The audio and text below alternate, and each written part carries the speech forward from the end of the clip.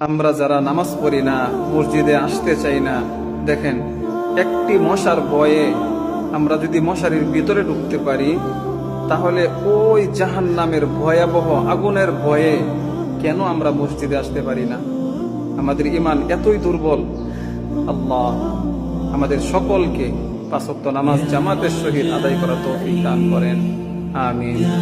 আমরা যারা নামাজ পড়ি না, মসজিদে আসতে চাই না, দেখেন একটি মশার ভয়ে আমরা যদি মশারির ভিতরে ঢুকতে পারি, তাহলে ওই জাহান্নামের ভয়াবহ আগুনের ভয়ে কেন আমরা মসজিদে আসতে পারি না? আমাদের ঈমান এতই দুর্বল। আল্লাহ আমাদের সকলকে পাঁচ ওয়াক্ত নামাজ জামাতের সহিত আদায় করা তৌফিক দান করেন, আমিন। আমরা যারা নামাজ পড়ি না, মসজিদে আসতে চাই না, দেখেন একটি মশার ভয়ে আমরা যদি মশারির ভিতরে ঢুকতে পারি, তাহলে ওই জাহান্নামের ভয়াবহ আগুনের ভয়ে কেন আমরা মসজিদে আসতে পারি না? আমাদের ঈমান এতই দুর্বল। আল্লাহ আমাদের সকলকে পাঁচ ওয়াক্ত নামাজ জামাতের সহিত আদায় করা তৌফিক দান করেন, আমিন।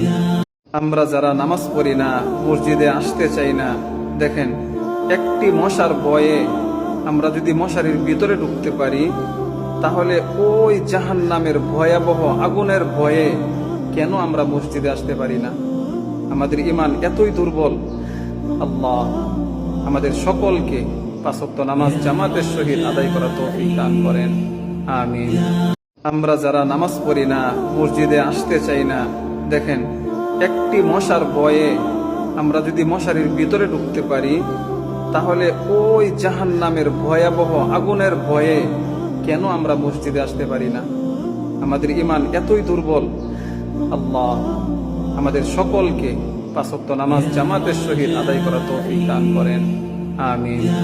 আমরা যারা নামাজ পড়ি না, মসজিদে আসতে চাই না, দেখেন একটি মশার ভয়ে আমরা যদি মশারির ভিতরে ঢুকতে পারি, তাহলে ওই জাহান্নামের ভয়াবহ আগুনের ভয়ে কেন আমরা মসজিদে আসতে পারি না?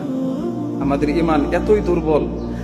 আল্লাহ আমাদের সকলকে পাঁচ ওয়াক্ত নামাজ জামাতের সহিত আদায় করা তৌফিক দান করেন, আমিন।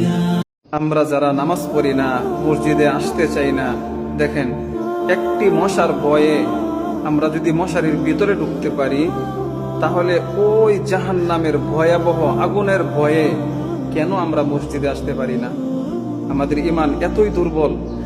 আল্লাহ আমাদের সকলকে পাঁচ ওয়াক্ত নামাজ জামাতের সহিত আদায় করা তৌফিক দান করেন, আমিন।